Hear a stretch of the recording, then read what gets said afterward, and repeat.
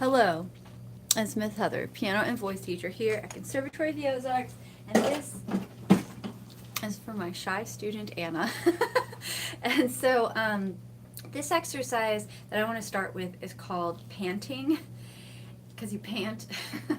And there's the slow pant and the fast pant. And so we've talked about like how to inhale when you're singing and how to exhale, right? So we will inhale by the opposite of contracting, relaxing the abdominal wall, which will look like this. And then we will exhale by contracting the abdominal wall. So breathing in will look like this, and breathing out will look like this. In, out. So your tummy does the opposite of the word you're saying. You say breathe in, while your tummy goes out because the air comes in and pushes against, the walls of your lung sacs, which makes all these organs move out of the way. And then you can gently contract your abdominal wall to help the air go out when you're exhaling. And so the pant is just a faster version of the regular inhaling and exhaling exercises we've already done. So I'll demonstrate very slowly at first. You inhale and exhale like that. And I'll show you from the side.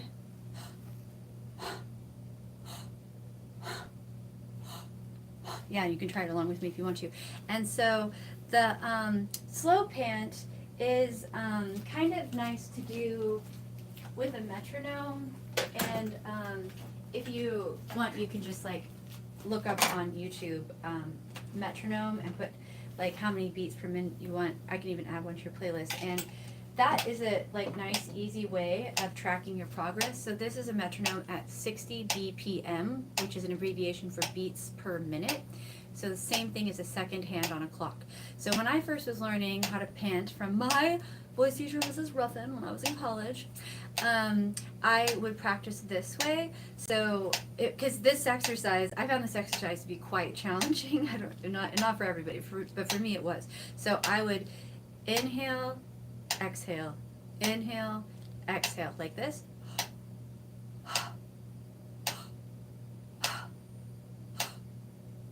So if you feel comfortable, maybe try it along with me right now. If you want, you can put a hand on your chest or in your tummy or wherever is helpful to you.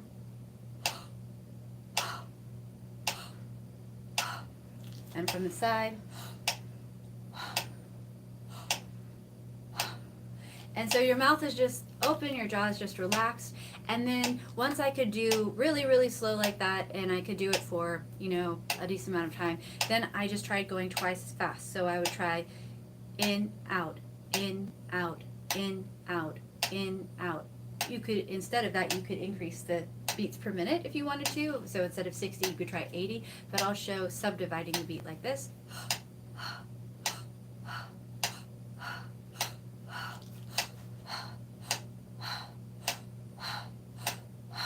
I haven't done this in a while, and I'm getting like a stitch in my side like you do when you're running. Because it's a workout for the muscles. So try that. Yeah, you're still getting a little more chest movement than we would hope for, but okay. So increase. But you get the idea. Wow. And then if that's kind of too hard to figure out how to breathe between the beats, you could just up the tempo. So I'm using an old-fashioned metronome, but on YouTube, or if you get the metronome app on your phone. So see, it says 80 beats per minute now. So you just would search for 80 beats per minute if you're using a digital device. So then you could continue just going in, out, with the clicks. Oh, sorry, I'm still subdividing.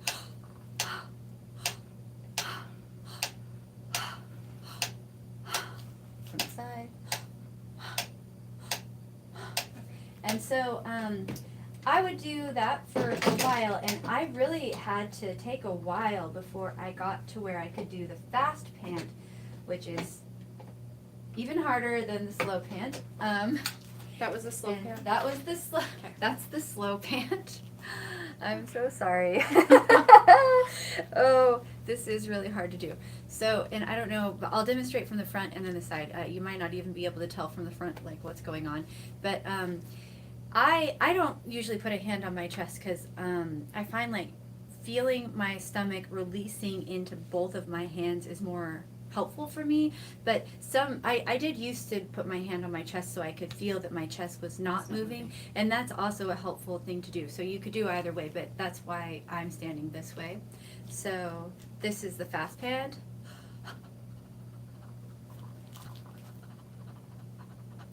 And like from the side.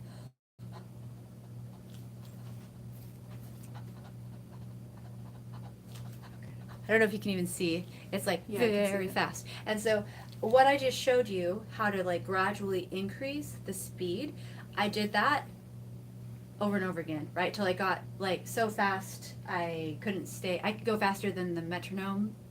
And that's usually how I would build up. I'd start slow.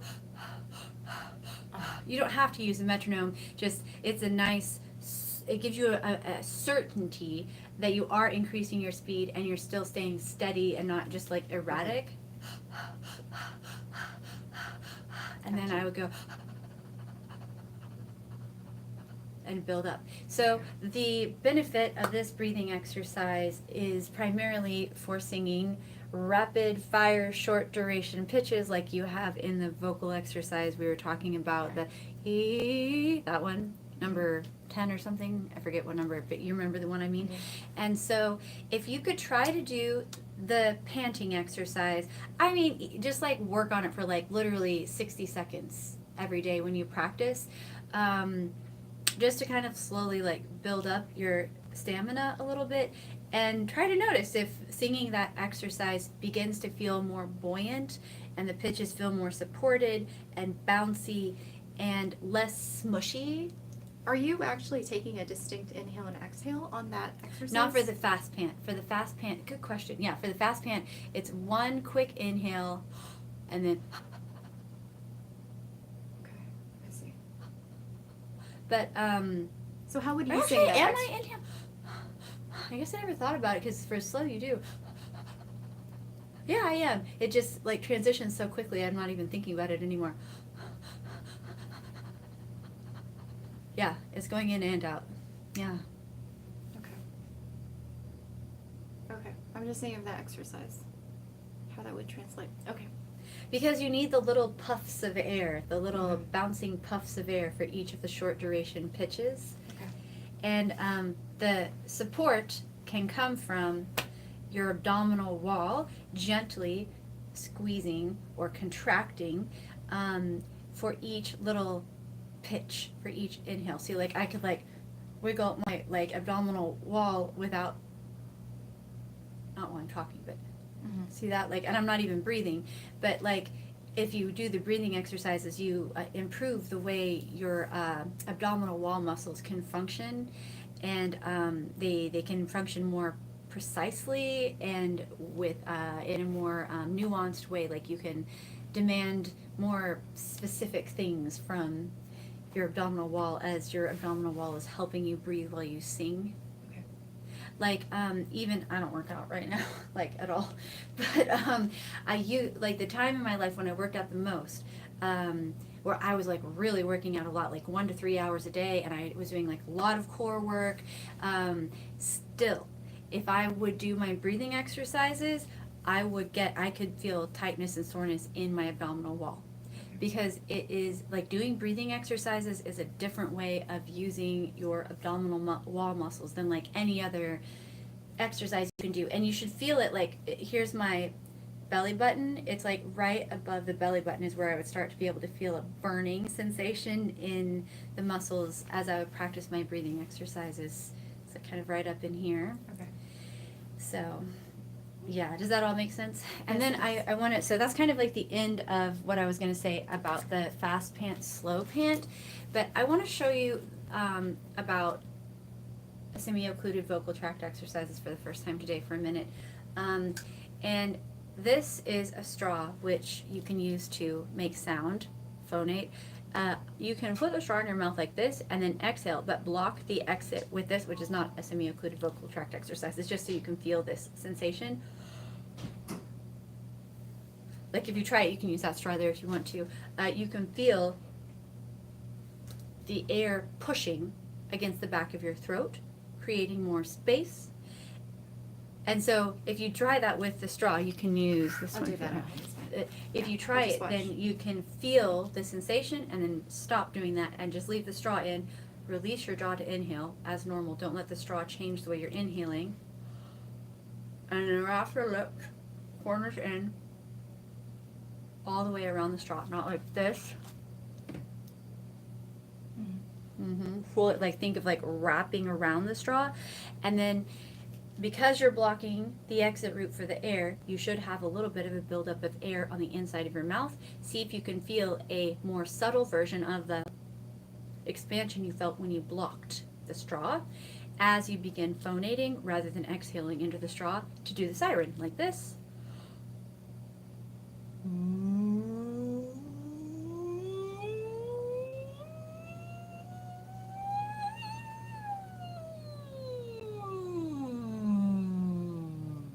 And so the sound will not be beautiful no matter how great your technique is, because you're like singing into a straw. Like, so the point is not to be beautiful. The point is to feel the expansion and try to maintain connection.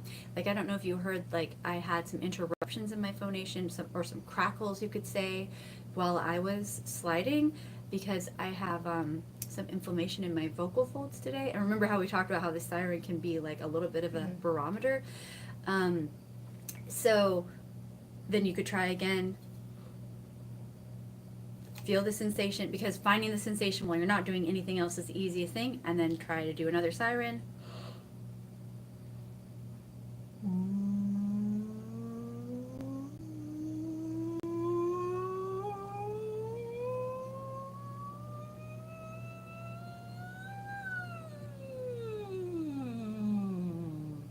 And so what I'm trying to say about it's not going to sound good, don't worry if it It's the sounds feeling. bad.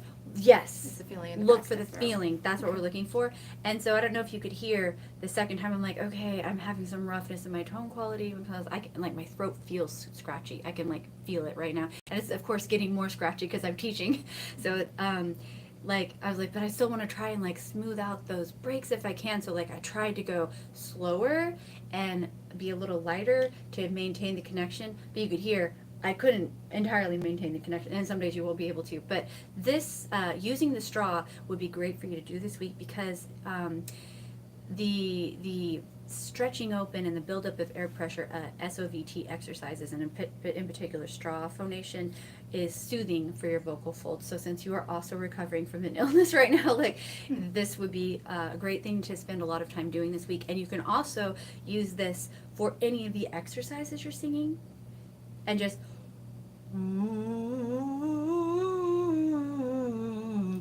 any exercise, and you can, like, do the first, then sing the exercise, and you could do, like, say, maybe one of the vowels in one of the repetitions you like less than the other. No one's there to see. You can do the straw for the vowel you don't like, and then take it out and do the next repetition without the straw. You see what I mean? So alternating, like, it will help your brain begin to establish, like, okay, this is what the open space feels like. This is what I need to do. And this is the sound I hear when I make that change, because you should hear a change in your tone quality if you spend time with the straw. Okay. The straw will make your voice sound and feel better. It's almost like magic for most people. Okay. So, anyways, any questions about all of that?